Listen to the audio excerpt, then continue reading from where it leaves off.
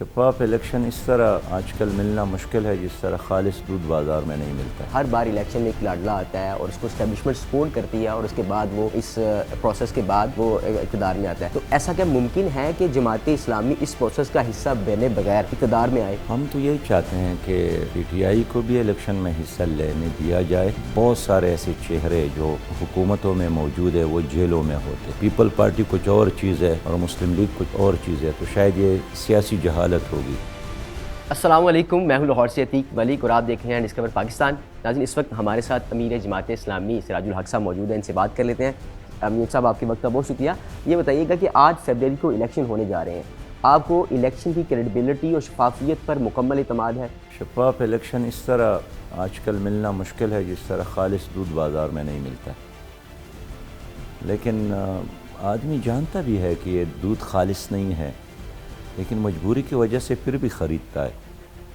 تو اسی طرح ہم الیکشن میں حصہ لیتے ہیں اور الیکشن میں مہم چلاتے ہیں۔ تو آپ کیا سمجھتے ہیں کہ جب الیکشن شفاف نہیں ہوں گے تو کیا عوام کی مرضی سے چنا گیا شخص اقتدار میں بیٹھ سکتا ہے؟ ماضی میں تو یہی ہوتا ہے کہ شفاف الیکشن نہیں بھی ہوتے ہیں، پھر بھی جن کا اعلان ہوتا ہے وہ وزیر اعظم بنتا ہے، اور یہی وجہ ہے کہ پھر وہ ڈیلیور نہیں کر سکتا ہے، لوگ ان پر اعتماد بھی نہیں کرتے ہیں، وہ کوئی بڑا ڈیسیجن بھی نہیں کر سکتے، وہ بہت کمزور شخص ہوتا ہے، وہ صابن پہ ہوتا ہے۔ آپ نے دیکھا ترکی میں تو یہ اردوغان صاحب کامیاب ہو گئے اور پھر اس کے خلاف ایک بہت بڑی سازش کی گئی، ٹینک حرکت میں آ گئے، F-16 حرکت میں آ گئے، لیکن قوم نے جب آواز سنی لاؤڈ سپیکر پر، ساری قوم لاکھوں کی تعداد میں باہر نکلی اور ٹینکوں کے آگے لیٹ گئے اور وہ سازش ناکام ہوئی۔ لیکن چونکہ یہاں جعلی الیکشن اور جعلی جمہوریت اور جعلی انتخاب کے نتیجے میں لوگ کامیاب ہوتے ہیں، یہی وجہ ہے کہ جب اس کو کان سے پکڑ کر نکالتا ہے کوئی بھی، تو لوگ اس کے لیے نہ روتے ہیں، نہ اس کے لیے نکلتے ہیں، نہ اس کے لیے کوئی قربانی دیتا ہے، بلکہ پہلے مرحلے میں تو خوش ہوتا ہے کہ چلو اچھا ہوا، اس سے نجات ملی۔ اس کی بنیادی وجہ یہ ہے کہ یہاں الیکشن کا وہ کریڈیبلٹی نہیں ہوتا جو مطلوب ہے، جو آئین میں موجود ہے۔ اچھا، ماضی میں یہ دیکھا گیا ہے اور ابھی بھی یہ دیکھا جا رہا ہے کہ ہر بار الیکشن میں ایک لاڈلا آتا ہے اور اس کو اسٹیبلشمنٹ سپورٹ کرتی ہے اور اس کے بعد وہ اس پروسیس کے بعد وہ اقتدار میں آتا ہے۔ تو ایسا کیا ممکن ہے کہ جماعت اسلامی اس پروسیس کا حصہ بنے بغیر اقتدار میں آئے؟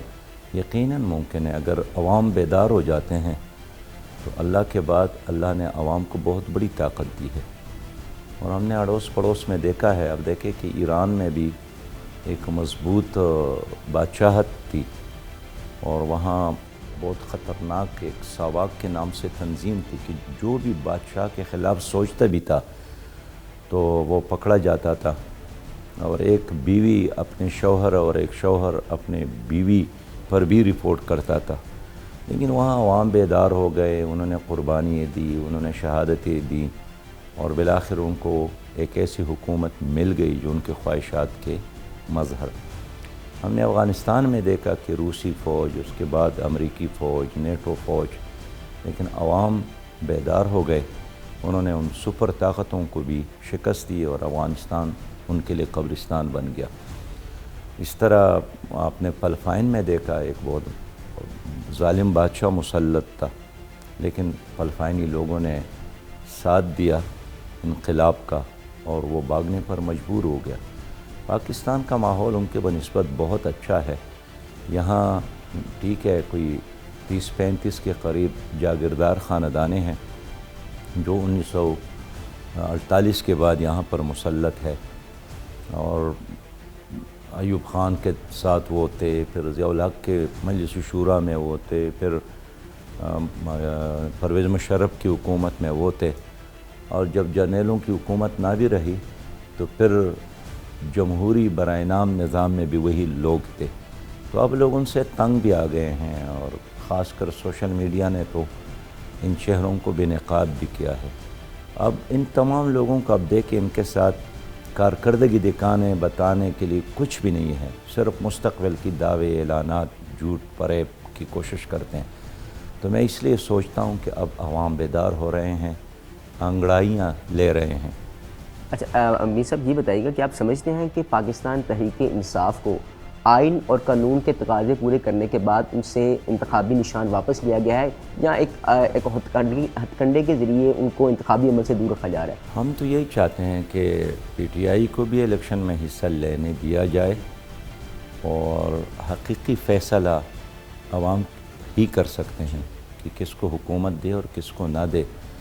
نہ عدالتیں اور نیب ان لوگوں کا احتساب کر سکتی ہے، اس لیے کہ اگر یہ ممکن ہوتا تو اب تک بہت سارے ایسے چہرے جو حکومتوں میں موجود ہے وہ جیلوں میں ہوتے. ان کی جائیدادیں، ان کی پراپرٹیز، ان کے کارخانے، ان کے بنگلے، ان کے مرسیڈیز گاڑیاں، ان کے عالیشان محلات، یہ سارے نیلام ہوتے. لیکن ظاہر یہ ادارے مفلوج ہے اور یہ ان کرپٹ اشرافیہ کے ہاتھوں میں کھیل رہے ہیں. تو اس لیے ہم سمجھتے ہیں کہ حقیقی احتساب تو عوام ہی کر سکتے ہیں. تو پی ٹی آئی کی کارکردگی کو پرکھنے کا، جانچنے کا بہترین ادارہ عوام ہی ہے. ہم یہی چاہتے تھے کہ عوام کو موقع دیا جائے کہ وہ پیپلز پارٹی چاہتے ہیں، مسلم لیگ چاہتے ہیں، پی ٹی آئی چاہتے ہیں، یا ان تینوں کی بجائے اب جماعت اسلامی کو ایک باری اور ایک چانس دینا چاہتے ہیں. اچھا ماضی میں پیپلز پارٹی اور نون لیگ اتحادی بھی رہے ہیں ابھی گزشتہ دنوں میں. اب پیپلز پارٹی اور نون لیگ آپس میں تنقید کے نشتہ بھی بڑھا رہے ہیں. تو کیا لگ رہا ہے کہ یہ صرف پبلک انٹرسٹ کے لیے تنقید کر رہے ہیں، بیک ڈور ان کی ڈیل ہو چکی ہوئی ہے؟ دیکھیے، پیپلز پارٹی اور مسلم لیگ تو ایک ہی اسٹیٹس کو کے فیسیلیٹیٹر ہے. ان کے پالیسیوں پر کوئی اختلاف نہیں ہے. ان کے درمیان نہ کشمیر پر اختلاف ہے، نہ عافیہ پر کوئی جھگڑا ہے، نہ فلسطین کا ساتھ دینا، اس لیے کہ فلسطین کے لیے ان سب نے کوئی بات نہیں کی، عافیہ کو واپس لانے کے لیے کوئی ہمت نہیں کی، کشمیر کی آزادی کے لیے کوئی کام نہیں کیا. اس طرح سب کے سب ورلڈ بینک اور آئی ایم ایف کے غلام بھی ہے. ان سے قرضے لے کر نظام چلانے پر ان سب کا اتفاق ہے. ملک میں اس وقت جو کرپشن ہے 5,000 ارب سالانہ سے زیادہ ہے. تو ایک کرپٹ نظام اور کرپٹ سسٹم یہ ان دونوں پارٹیوں کا دیا ہوا ہے. اب یہ چاہتے ہیں کہ دو خاندان ملک میں سامنے آ جائیں اور دو بادشاہت قائم ہو، ایک بادشاہ زرداری خاندان اور ایک بادشاہت نواز شریف کے خاندان کا. تو یہ پھر ایک مصنوعی جھگڑا بنانا چاہتے ہیں کہ تیر اور شیر کا مقابلہ، حالانکہ تیر اور شیر بالکل ایک ہی در کے ملنگ ہے. تو ان دونوں کے درمیان جو فرق کرتا ہے کہ پیپل پارٹی کچھ اور چیز ہے اور مسلم لیگ کچھ اور چیز ہے، تو شاید یہ سیاسی جہالت ہوگی. ایک خاندان ادھر ہے، ایک ادھر ہے، باپ مسلم لیگ میں ہے، بیٹا پیپلز پارٹی میں ہے، چچا ادھر ہے، بھتیجا ادھر ہے، ماموں ادھر ہے. میں پرسوں گیا تھا گجرات، ایک خاندان میں ایک بزرگ ہیں، ان کے 3-4 بیٹے ہیں. تو ایک پیپلز پارٹی میں ہے، ایک پی ٹی آئی میں ہے، ایک مسلم لیگ میں ہے، اور سب نے ٹکٹ لیے ہیں. اب سب رات کو ایک ہی گھر میں آ جاتے ہیں.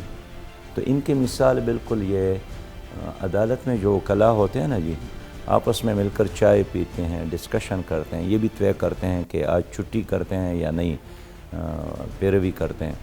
تو وہ جج کے پاس جا کر وہ ایک دوسرے کے خلاف کچھ بیانات دے کر کلائنٹ کو خوش کرتا ہے. پھر واپس آ کر میں خود ایک بار ایک عدالت میں گیا تو ایک وکیل کے بانجے کی شادی تھی. تو اس نے دوسرے وکیل سے کہا کہ چلو کلائنٹ کو راضی کرنے کے لیے کچھ تو میں کریں گے. تو وہ گئے، انہوں نے ایک دوسرے کے خلاف کچھ باتیں کی کہ میں حق پر ہوں، میرا کلائنٹ حق پر ہے، دوسرے نے کہا کہ میرا. اور جج سے پھر کہا کہ سر آج اتنا ہی کافی ہے، میری بھی ایک مجبوری ہے، ان کی بھی مجبوری ہے، آئندہ کریں گے. تو اس لیے جو عقل مندوں کا کام ہے وہ بیوقوفوں کی وجہ سے چل رہا ہے.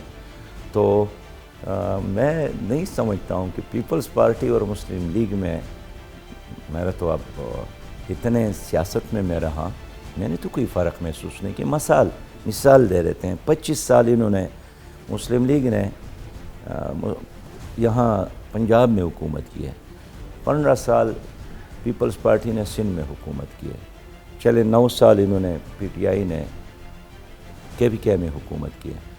اب کیا پٹواری نظام ان سب کا ایک نہیں ہے، تعلیمی نظام ان سب کا ایک نہیں ہے، عدالتی نظام ہر جگہ ایک جیسا نہیں ہے، تو ایک نظام کے فیسیلیٹیٹر ہے، تو یہ سب شطرنج کے مہرے ہیں، کوئی اور اس کو یوز کرتا ہے کہ اس مہرے کو ادھر رکھوں، اس کو ادھر رکھوں، اس کو ادھر رکھوں۔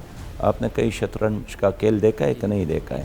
اسی طرح سارے مہرے ہیں، تو ہم عوام کو یہی شعور دینا چاہتے ہیں کہ ان مہروں سے اپنے آپ کو آزاد کرو، ان برہمنوں کو ووٹ کی طاقت سے شکست دو، اور اپنے لیے ایک ایسا پاکستان جس میں آپ کو عزت کے ساتھ جینے کا موقع ملے، تعمیر کرنے کا وقت ہے 8 فروری۔